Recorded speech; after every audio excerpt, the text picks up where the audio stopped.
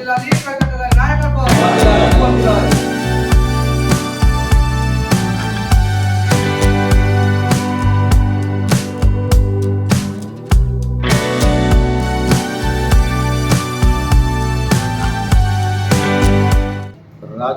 సిరిసిల్ల జిల్లాలో వరి ధాన్యం అక్రమ రవాణా పెద్ద కుంభకోణంగా మారిపోయింది.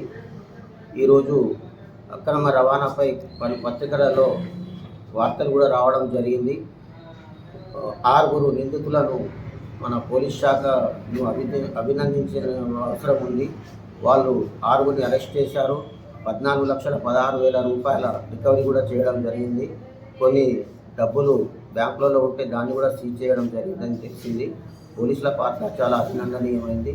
కానీ ఈ కుంభకోణము 91 లక్షలు మాత్రమే అని చెప్పి జరిగింది. కానీ 91 లక్షలు కాకుండా కోట్ల రూపాయలు 5 నుంచి 6 కోట్ల వరకు కుంభకోణం జరిగిందని మన జిల్లా ప్రజలందరూ చర్చించుకోవడం జరుగుతుంది. ఈ కుంభకోణం వలన అధికారులకు మరియు రాజకీయ నాయకులకు కూడా పెద్ద పాత్ర ఉందనే టాపిక్ నడుస్తుంది. కాబట్టి ఉన్నత అధికారులు కలెక్టర్ గారు స్పందించి ఈ కుంభకోణంలో ఎవరెవరు ఉన్నారో వాళ్ళందరినీ గుర్తించి వారిపైన కూడా చర్యలు తీసుకోవాలా చూడాలని మేము మా తెలంగాణ రక్షణ సేన పార్టీ తరఫున డిమాండ్ చేస్తున్నాం.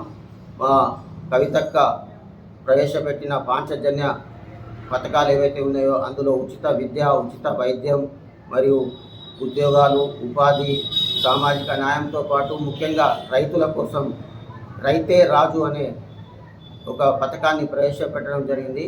రైతులను ఆదుకోవడానికి మా అధినేత కవితక్క ముందు ఒక పథకాన్ని నిర్వహించడం జరిగింది.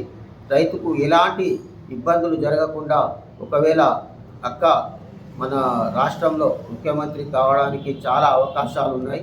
తప్పనిసరి ముఖ్యమంత్రి అవుతున్నారు. అవగానే రైతులకు అండగా ఉంటారు.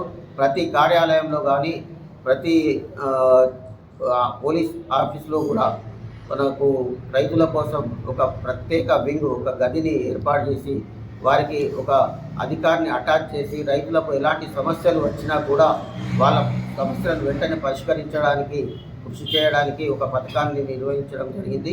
అది తప్పనిసరి మేము అమలు చేస్తాం. మా అక్కగారు కూడా ఈ ఎట్టి పరిస్థితుల్లో పాంచజన్యాన్ని అమలు చేస్తామని చెప్పి రాష్ట్ర ప్రజలకు హామీ ఇవ్వడం జరిగింది. అయితే ఇప్పుడు ఈ కుంభకోణం ఏదైతే ఉందో ఈ కుంభకోణం వలన రైతులకు కూడా చాలా నష్టం జరుగుతుంది. ఎందుకంటే రైతులు ఆరుగాలం శ్రమించి పండించిన పంటను మన వరి ధాన్యం కొనుగోలు కేంద్రాల వద్దకు తీసుకురావడం జరుగుతుంది. కొనుగోలు కేంద్రం వద్ద వాళ్ళు తూకాలు వేయడం జరుగుతుంది. ఎవరైతే కొనుగోలు కేంద్ర నిర్వాహకులు ఉంటారో వాళ్ళు తూకాలు వేయాలి. తూకాలు వేసిన తర్వాత ఆ వరి